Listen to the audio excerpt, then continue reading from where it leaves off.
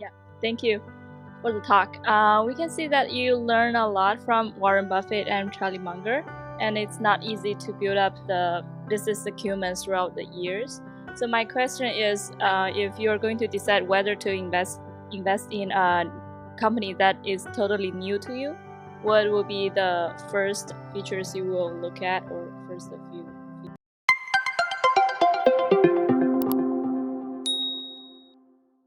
Well, I would say that it's a very good idea to consider indexing.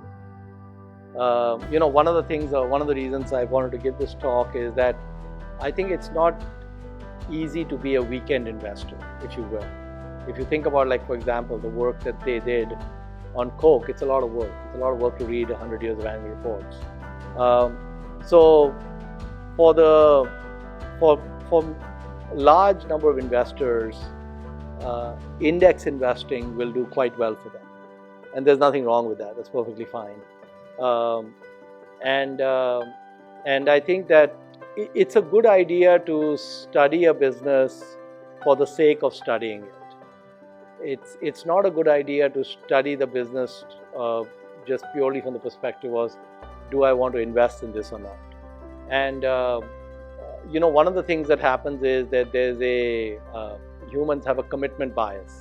So what happens is that when we spend a lot of time on something, we feel we should get some return for that time, and so it's a little bit of I would say a danger if you say that I'm going to research a company and then decide whether I want to invest or not. I think you're better off just researching a company with no such preconceived notion, because as you go deeper into the business, you're spending more time, and then you're feeling like, well, if I don't do anything, what's the point? And so on. So I think that maintaining the objectivity is important, and just not being compelled to act. My younger daughter's in the room, so I'll repeat a story I told her one time. And so I picked her up. She goes to school in New York, and so she's usually coming in these late night flights. So I picked her up one time at like 1 in the morning from LAX, and we were driving back, and I think it was December last year. We were driving back home from LAX to Irvine, and she had worked in the summer as an 18-year-old, and she had made a little less than $5,000 over the summer, and the IRA rules allow you to put up to $5,500 into an IRA, or if you make less than $5,500, then the amount you earned. So if you made $4,000, for example, you could put $4,000 into an IRA. And so I had asked her to open a Roth IRA, and then we had put the $5,000 or so into that Roth IRA. And so she's in the car almost falling asleep, and so I was saying, you're 18 years old.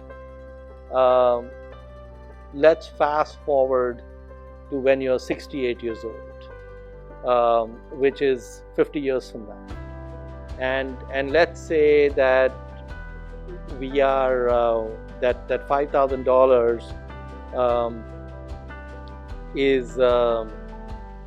is growing at something like, let's say, 10% a year or something, for example.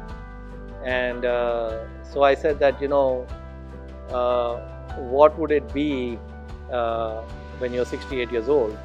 And so, if you're compounding at 10%, rule of 72, every 7 years the money is going to double. So 50, if you take 49 years, is 2 to the power 7. And what is 2 to the power 7 for Faye? Is that 128? 128.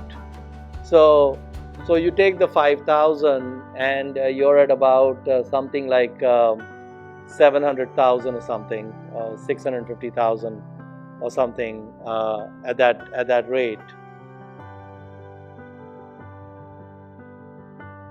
And that's at the age of 18. If she does another internship at the age of 19 with something similar, and then eventually at maybe 22 or 23 enters the workforce, and let's say when she enters the workforce she gets a $60,000 job or something, and at that point you're maybe hopefully saving 15% in a 401k and reducing your income by 10% or something.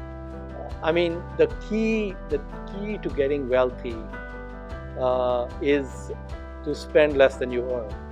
And so once I told her that she was going to have like 650,000, she was wide awake. And she said, what, how did that happen, right? And I explained how it happened. And then I said, but that was at 18. I said, then at 19, you do another internship, that becomes another 600,000. At 20, you do another internship, and eventually you enter the workforce, and eventually in your 30s, you're making probably 6 figures, and so on. And if you keep spending less than you earn, what happens when you're 70? And eventually she gave up. She said the number's too big, right?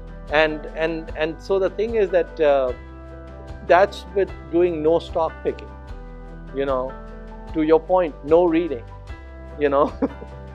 just party all the time, right? But just make sure that 15% gets saved. And so the thing is that the key to getting wealthy is actually very simple. Number one, spend less than you earn. Number two, put it into something consistent, some kind of S&P index or something like that. And then number three, don't take loans against it, and don't use it to go on vacation or down payment for your house or any of that. Do all that somewhere else, and just let this go. And it's amazing what those numbers will end up being at that time. And so that's a good way to go. And it's not a tragedy if she doesn't get 10%. Even 7% will double every 10 years. So you still, the key is to start early and have a long runway, and then you end up doing just fine.